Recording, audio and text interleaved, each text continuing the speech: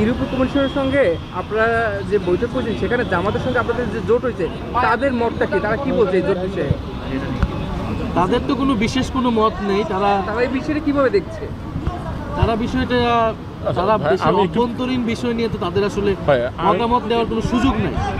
তারা বোঝার চেষ্টা করছে যে আমরা কেন করছি, আমরা আমাদের জায়গা থেকে ভাই এই যে জোটের বিষয়টা নিয়ে আমি একটু ওনার প্রশ্নটা একটু এডিট করে বলি যে আপনাদের জোটের যেহেতু এক ধরনের আসন সমঝোতার বিষয়টা আসছে, এইটা আসলে কবে নাগাদ সর্বশেষ আপনারা আসন ঘোষণার বিষয়টা সমঝোতার মধ্যে পৌঁছাবেন? সর্বশেষ 20 তারিখ শেষ হবে বা কত আসনে আপনারা পাবেন কিংবা কি আসে বিষয়? আমরা আশা করি আমরা 11 বা 12 আগামীকাল বা পরশুর মধ্যে আমরা হয়তো ঘোষণাটা আসবে। অন্তত এনসিপির জায়গা থেকে আমরা কত আসনে করতেছি এই জোটে সেটা আমরা পরিষ্কার করে দিতে পারি। আমি রাজু, আমরা নির্বাচনী প্রচারণার কথা বলছেন, আমি এই যে প্রকাশ্যে হত্যার যে ঘটনা ভাই এটা ডিবিসিটা ধরেন না, পড়ে যাচ্ছে, একটু ঠিক করে না। সেটা তো একটা আশঙ্কা, একটা নিরাপত্তা আঙ্গুল ভেঙে যাওয়ার মতো অবস্থা।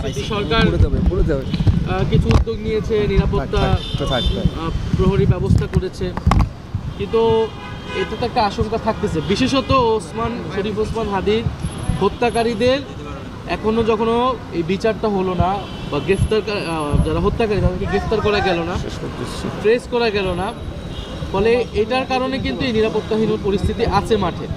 কিন্তু আমরা এর মধ্য দিয়েই মাঠে কাজ করে যাব। আমরা মাঠে যাচ্ছি, মানুষের সাথে কথা বলতেছি এবং 21 তারিখের পর আনুষ্ঠানিক প্রচারণা শুরু হলে আমরা কথা বলবো।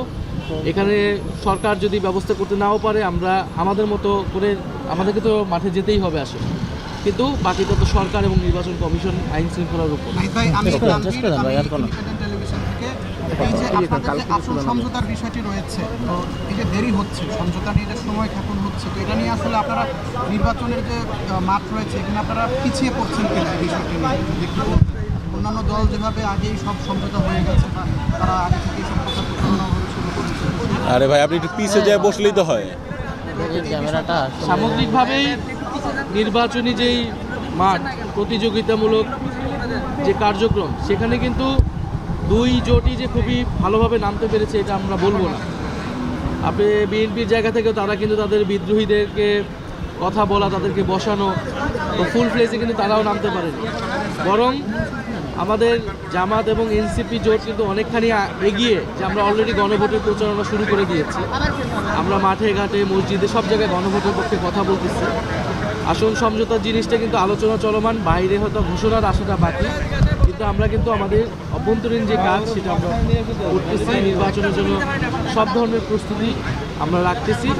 আমাদের যে আসন সমঝোতার ঘোষণাটা সেটা কেবল একটা আনুষ্ঠানিক ঘোষণা আসবে, এবং যেহেতু এখানে জামাত ইসলামও একটি সুশৃঙ্খল দল, ডিসিপ্লিন পার্টি, এবং এনসিপি নিজের মধ্যেও মোটামুটি একটা সিদ্ধান্ত নিয়ে এসেছে কারা নির্বাচন করবে, কোথায় করবে, ফলে এই ডিসিশন হওয়া মাত্র কিন্তু আমাদের আর কোনো ধরনের চ্যালেঞ্জ থাকবে না, যেটা আমাদের অন্য জোটের ক্ষেত্রে কিন্তু এই চ্যালেঞ্জটা তারা এখনও আছে। তাদের জোট সঙ্গীদের তারা ক্লিয়ার করতে পারে না আসন, নিজের দলের ভিতরে বিশৃঙ্খলা।